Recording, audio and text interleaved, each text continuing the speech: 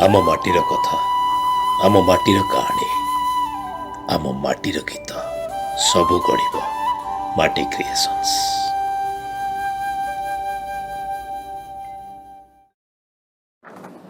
हाँ हाँ मु मारी गोटे नर राक्षस को मारी पशुट विहीन एक अमरीष को मारी भूल करिछि मु भूल करिछि।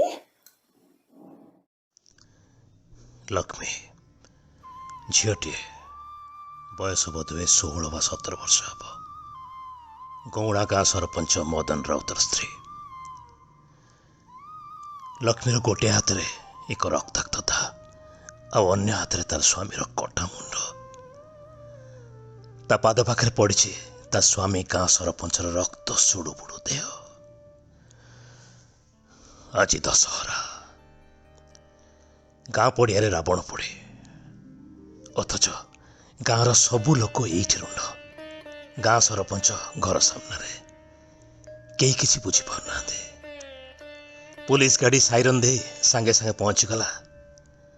3-4 जन महिला पुलिसकर्मी गाड़ी ओह्लाई माड़ी आसुंच लक्ष्मी आड़े। हठात भिड़ भितर चित्कार करे एक पागली बुढ़ी कांदी कांदी कहूची, लक्ष्मी को छाड़ी दियो, लक्ष्मी किछि भूल करनी, ताको छाड़ी दियो, ताको छाड़ी दियो। ये तो सही पागली बुढ़ी जी सरपंचर बाड़ीआडे गोटे कोण घरे पड़ी रही था। समस्ते ताको पागली बुढ़ी डाकते। कौन गुणुगुणु हो सब कहे कहीं बुझी पारते नहीं। जेमिति सबु कथा देखे सबु कथा शुणे किंतु किसी कही पारेनी।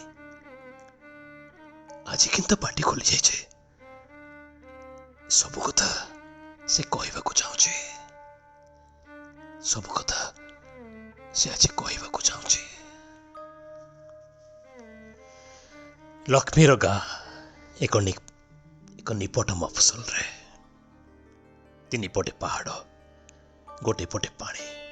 गाँ को रास्ता नहीं, आलुओ तो दूर कथा। से गाँव रे झील जन्म पाई अनुमति नहीं। जार झील जन्म है से गाँव हुकुम सेठी ताको सेठी मारिदेवा से माने जानते झील गोटे बोझ। जो दिन लक्ष्मी जन्म है ता माँ और बापा दुहे लक्ष्मी को धरी गाँ मुंड नदी पाखक जाइथिले ताको पानी रे फोपाड़ देवा। किंतु भाग्यर विडंबना नदी बाली रे हठात गोड़ खसी उल्टा लक्ष्मीर माँ बापा दुहे बुड़ी गले। नदी सुरे भासी गले। बाली ऊपर रहीगला लक्ष्मी। अभागिनी झीटे कुआ कुआ हुई कांदु थाए। पाख गाँर शरत धोबा नीति दिन पाए सकाल सकाल ये नदी रे लुगा धोया पे आसे। झीटर कांद शुणी सही पारे ताको साथी रे नहीं निज गाँ को जाए और ता स्त्री कोल छाड़ी दे। एमिति प्राय 10 वर्ष कटि जाए। लक्ष्मी शरत आ ता स्त्री को बापा माँ भाभी पड़ी आसे। गाँव रे एमिति कौन सी घर ना जोठी की लक्ष्मी जाए। समस्त दुख सुखर भागीदार सी चाहे बहुत किछि किंतु करि पारेनी। समस्ते कहते तू झीटे बुद्धि देले कौन हम पाठ पढ़ा मना। से गाँव जेते पुओ समस्ते मिसी एक गाँ पाख गाँ को पढ़ा चाहते। गाँ मुंडरू मुह सुखाई फेरी आसे लक्ष्मी। कारण से गाँर नियम झील पाठ पढ़ा मना। हठात दिने बिलेई कपाल को शिका चिन्हे। गौड़ा गाँर सरपंच आखिरे पड़े लक्ष्मी। तार आखिरे नजर किछि कम नहीं और ता सामने रे मुँह उठाई कहवाई कहा जीवरे हाड़ नहीं। से जहाँ चाहे ताहा पाए। जीत कर बसे सरपंच लक्ष्मी को बाहवा पाए। ଶରତ ଧୋବାକୁ 5,000 ଟଙ୍କାର ଲୋଭ ଦେଖାଏ। ମା ମା ମୁଁ ବାହା ହେବିନି ମା, ମୁଁ ସତ କହୁଛି। ତତେ କେବେ ହଇରାଣ କରିବିନି, କହିବୁ ଯଦି ଘର ଭିତରୁ ବାହାରିବିନି, ମୁଁ ବାହା ହେବିନି ମା। ମା ମା ମା ଲକ୍ଷ୍ମୀକୁ ବାହାଇ ନିଜ ଗାଁକୁ ନେଇଯାଏ ସରପଞ୍ଚ ମଦନ ରାଉତ। ଲକ୍ଷ୍ମୀ ସେତେବେଳକୁ 10-11 ବର୍ଷର ପିଲାଟିଏ। ତା ପୁଚି ଖେଳ ଦିନ, ବୋହୁ ବୋହୁକା ଖେଳର ଦିନ ସରପଞ୍ଚର ଲାଳସାରେ ବାନ୍ଧି ହେଇଯାଏ। ତାକୁ ବୁଝେଇବ କିଏ? ଲକ୍ଷ୍ମୀକୁ ବାହା ହେବା ଦିନଠାରୁ ସରପଞ୍ଚ ମଦନ ରାଉତ ତାଠୁ ପୁଅ ଚାହେଁ। ଏମିତି କେତେ ରାତି ଯାଇଛି। ସରପଞ୍ଚର କ୍ଷୁଧା ଆଉ ଆଶାର ଶିକାର ହୋଇ ରକ୍ତ ସୁଡ଼ୁବୁଡ଼ୁ ହୋଇ ପଡ଼ିଥାଏ ଲକ୍ଷ୍ମୀ। ଗାଁର ବୈଦ ଭୋର ଭୋରୁ ଆସେ, ସେବା ଶୁଶ୍ରୂଷା କରେ, କିନ୍ତୁ ଲକ୍ଷ୍ମୀର ଆଖି ସହିତ ଆଖି ମିଶାଇ ଦେଖିପାରେନି। ମଣିଷ ନା ପଶୁ ଏ ସରପଞ୍ଚ? ଗଳା ଥରି ଥରି ସରପଞ୍ଚ କହେ, ସରପଞ୍ଚ ବାବୁ, ପୁଅ ଜନ୍ମ କରିବା ପାଇଁ ଲକ୍ଷ୍ମୀର ବୟସ ହେଇନି, ଅପେକ୍ଷା ତ କରିଛ। ତା କଥା ପୁଣି ଶୁଣିବ ସରପଞ୍ଚ, ସେ ପରା ପୁରୁଷ। ପ୍ରତି ରାତିରେ ସେଇ କଥା ବାରମ୍ବାର। ଲକ୍ଷ୍ମୀ ଉପରେ ସେ ଅତ୍ୟାଚାର, କାରଣ ସେ ଗୋଟେ ଅବଳା ଝିଅ, ଆଉ ସେ ଗାଁରେ ତାର ଜବାବ ଦେବାର ଅଧିକାର ନାହିଁ।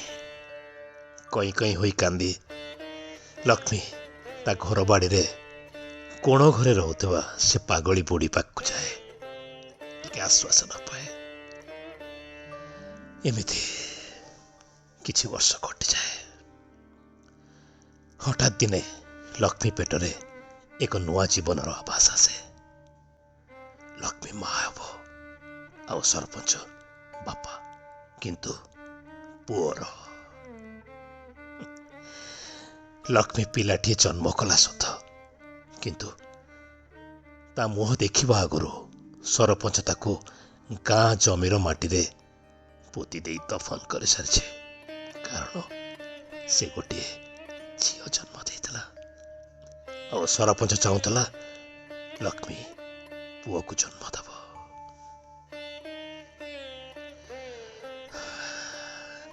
ଲକ୍ଷ୍ମୀ ନଦୀରେ ଭାସି ଯିବାର ଥିଲା, କିନ୍ତୁ ସେ ବଞ୍ଚିଗଲା। ବୟସ ନ ହେବା ଆଗରୁ ଏକ ଅମଣିଷ ର ଶିକାର ହେବାକୁ ପଡ଼ିଲା। ଏକ ପୁରୁଷର ପଶୁ ପରି ଅତ୍ୟାଚାରକୁ ସହିଲା ଲକ୍ଷ୍ମୀ। ମା ହେଲା ଲକ୍ଷ୍ମୀ, କିନ୍ତୁ କିନ୍ତୁ କିନ୍ତୁ ସେହି ଦିନଠୁ, ଯେଉଁ ଦିନଠୁ ତାର ଜନ୍ମ ହେବା ପିଲାକୁ ମାଟିରେ ପୋତା ହେଇଯାଇଥିଲା, ସେଇ ଦିନଠୁ ସରପଞ୍ଚର ରାତି ସରିଯାଇଛି, ଆଉ କେବେ ଆସିନି। ସମସ୍ତେ କହନ୍ତି ପ୍ରତି ରାତିରେ ଲକ୍ଷ୍ମୀ ଦେହରେ ମା ଉଭା ହୁଅନ୍ତି। ଗାଁ ଲୋକେ କହନ୍ତି ତାର ଦେହରେ ଦୁର୍ଗା ମା ଆସି ବସନ୍ତି। ତାର କଣ୍ଠ ବଦଳିଯାଏ, ଆଉ ଚିତ୍କାର କରି କଥା ହୁଏ।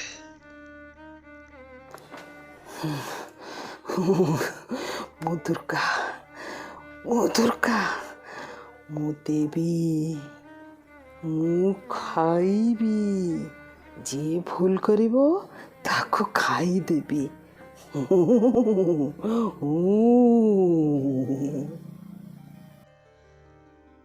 ଆଖପାଖ ଲୋକ, ଗାଁର ସମସ୍ତେ ପହଞ୍ଚି ଯାଆନ୍ତି ଲକ୍ଷ୍ମୀ ପାଖରେ ମାର ଆଶୀର୍ବାଦ ପାଇବା ପାଇଁ।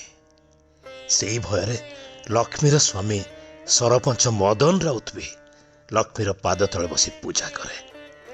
ଲକ୍ଷ୍ମୀ ଭିତରେ ଯେଉଁ ଦୁର୍ଗା ମା ଆସିଯାଆନ୍ତି, ସରପଞ୍ଚକୁ ଗୋଇଠା ଥାପଡ଼ ମାରି ଅନେକ ଗାଳି ଦିଅନ୍ତି। ସରପଞ୍ଚ ସବୁ ମୁଣ୍ଡପାତି ସହେ। ସରପଞ୍ଚ ମଦନ ରାଉତ ଗାଁ ଗାଁ ସହର ସହର ବୁଲି ଅନେକ ଗୁଣିଆକୁ ଆଣେ। लक्ष्मी देहରୁ ମାଆକୁ ଛାଡ଼ିବାକୁ ଚେଷ୍ଟା କରେ, କିନ୍ତୁ ବିଫଳ ହୁଏ। ଲକ୍ଷ୍ମୀ ଦେହରୁ ମା ଯିବାର ନାଁ ଧରନ୍ତିନି। ଏମିତି ପୁଣି ଅନେକ ବର୍ଷ କଟିଯାଇଛି। ଥକି ଯାଇଛି ସରପଞ୍ଚ ମଦନ ରାଉତ। ତା ପାଖ ଗାଁର ସରପଞ୍ଚ ତା ପାଇଁ ଆଉ ଗୋଟେ ଝିଅକୁ ଠିକ୍ କରିଛି ବାହା ଦେବା ପାଇଁ।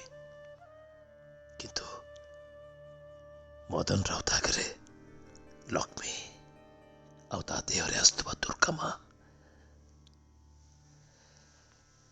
ସରପଞ୍ଚର ଖାସ୍ ହଳିଆ ସୌରୀ ପୋଷା କୁକୁର ପରି ସରପଞ୍ଚର ସବୁ କଥାକୁ ଆଖି କାନ ବୁଝି ମାନେ। ଦିନେ ସନ୍ଧ୍ୟାରେ ତାର ପଛ ବାଡ଼ି ଘରେ ଯେଉଁ ପାଗଳି ବୁଢ଼ୀ ରହେ, ସେଠିକୁ ହଳିଆ ସୌରୀକୁ ଡାକି ନେଇ ସରପଞ୍ଚ କହିଲା, ସୌରୀ, ତତେ ଗୋଟେ ଖାସ୍ କାମ କରିବାକୁ ପଡ଼ିବ। ଆଉ ଯେମିତି ଏଇ କଥା କାନରୁ ଦିକାନ ହେବନି। ଆଜ୍ଞା, ହଜୁର ଆଜ୍ଞା। ରଖ, ଏ ନୂଆ ଦାଟି ମୁଁ ଗାଁ ହାଟରୁ ମଗେଇଛି। ବହୁତ ଦାମିକା ଆଉ କାମିକା ବି। କାଲି ପାହାନ୍ତିଆ ହେବା ଆଗରୁ ଲକ୍ଷ୍ମୀ ମାଲିକାଣୀଙ୍କର ମୁଣ୍ଡ ଆଉ ଦେହ ଅଲଗା ହେବା ଦରକାର। ବାବୁ, ଯାହା କହିଲି ମନ ଦେଇକି ଶୁଣ ଆଉ କର। ଦା ଏଇଠି ରହିଲା। ସରପଞ୍ଚ ଆଉ ସୌରୀ ସେଠୁ ଚାଲିଗଲେ। ପାଗଳି ବୁଢ଼ୀ ସେଇ ଘର କୋଣରେ ଶୋଇ ସବୁ ଶୁଣୁଥିଲା ଆଉ ଡାହା ଡାହା ଥରୁଥିଲା, ଯେମିତି କେହି ତାକୁ ଦେଖି ନ ପାରନ୍ତୁ। କିନ୍ତୁ ଆଖିରୁ ତାର ଝରଝର ହେଇ ଲୁହ ଗଡ଼ି ଚାଲିଥାଏ, କାରଣ ଲକ୍ଷ୍ମୀ ଆଉ କେହି ନଥିଲା, ତା ନିଜ ରକ୍ତର ଝିଅ। ଯେଉଁଦିନ ସେ ଆଉ ତା ସ୍ୱାମୀ ଲକ୍ଷ୍ମୀ ଜନ୍ମ ହେବା ପରେ ଲକ୍ଷ୍ମୀକୁ ନେଇ ନଦୀରେ ଭସାଇବା ପାଇଁ ଯାଇଥିଲେ, ଗୋଡ଼ ଖସି ଦୁହେଁ ପାଣିରେ ବୁଡ଼ି ଯାଇଥିଲେ ସତ, କିନ୍ତୁ ଲକ୍ଷ୍ମୀର ମା ଭାସି ଭାସି ପାଖ ଗାଁ କୂଳରେ ଅଧା ପ୍ରାଣରେ ପଡ଼ିଥିଲା। ତାପରେ କିଏ ତାକୁ ବଞ୍ଚେଇଲା ସେ ଜାଣିନି। କିନ୍ତୁ ସେଇ ଦିନଠାରୁ ପାଗଳି ପରି ଗାଁ ଗାଁ ବୁଲି ତା ଝିଅକୁ ଖୋଜି ଖୋଜି ଅନେକ ବର୍ଷ ପରେ ଜାଣିପାରିଥିଲା ତା ଝିଅ ଲକ୍ଷ୍ମୀ। ତା ଝିଅ ନା ଲକ୍ଷ୍ମୀ, ଆଉ ଗୌଣା ଗାଁ ସରପଞ୍ଚର ସ୍ତ୍ରୀ। କିଛି ତ ଆଉ କରି ନ ପାରିଥାନ୍ତା। ସରପଞ୍ଚ ପାଖରେ କାକୁତି ମିନତି ହୋଇ ନିଜର ପରିଚୟ ନ ଦେଇ ସରପଞ୍ଚ ବାଡ଼ି ଘରେ ପୋଷା କୁକୁର ପରି ରହି ତା ଝିଅ ଲକ୍ଷ୍ମୀର ଦୁଃଖ କଷ୍ଟର ଆଘାତକୁ ଟିକେ ଆଉଁସି ପାରୁଥିଲା। ଆଉ ସେ ହିଁ ଜାଣିଥିଲା ଏଇ ଅମଣିଷର ସବୁ ରାତିର ଶିକାରରୁ ବଞ୍ଚିବା ପାଇଁ ଲକ୍ଷ୍ମୀ ଦେହକୁ ସବୁ ରାତିରେ ଦେବୀ ମା ଆସିବା ଲକ୍ଷ୍ମୀର ଏକ ଅଭିନୟ ଥିଲା। ସତରେ କଣ ପାଇଲା ଲକ୍ଷ୍ମୀ?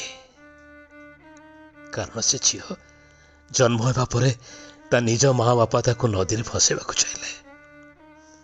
10-11 ବର୍ଷ ଏ ଘର ସେ ଘର ଅନାଥ ପରି ବୁଲିଲା। ବୟସ ଆଗରୁ ପଶୁ ପରି ସ୍ୱାମୀର ଶିକାର ହେଲା। ସ୍ୱାମୀର କ୍ଷୁଧା ଆଉ ଆଶା ମେଣ୍ଟାଇବା ପାଇଁ ସବୁ ଯନ୍ତ୍ରଣା ଭିତରେ ନିଜେ ଜନ୍ମ ଦେଇଥିବା ଝିଅକୁ ମାଟିରେ ଦଫନ ହେବା ଦେଖିଲା। ଆଜି ପୁଣି ଶେଷରେ ଆଉ ନାହିଁ, ପାଗଳି ବୁଢ଼ୀ ମାର ରକ୍ତ ତାତିଗଲା। ଆଜି ଦଶହରା, ମାର ଶକ୍ତିର ପରୀକ୍ଷା। ପାହାନ୍ତିଆ ହେବା ଆଗରୁ, ହଳିଆ ସୌରୀ ପହଞ୍ଚିବା ଆଗରୁ ସରପଞ୍ଚ ରଖି ଯାଇଥିବା ନୂଆ ଦା ହାତରେ ଧରି ମାଡ଼ିଗଲା ବୁଢ଼ୀମା ସରପଞ୍ଚ ଶୋଇଥିବା ବଖରାକୁ। ନିଘୋଡ଼ ନିଦରେ ଶୋଇଥିବା ସରପଞ୍ଚ ମଦନ ରାଉତ ବୋଧହୁଏ ସ୍ୱପ୍ନ ଦେଖୁଥିଲା କାଲି ସକାଳର।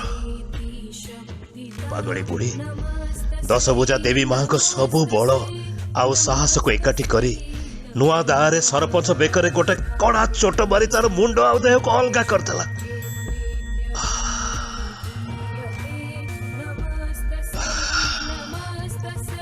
ରକ୍ତର ଛିଟକା ତାର ଦେହ, ମୁହଁ ଆଉ ଘର ସାରା।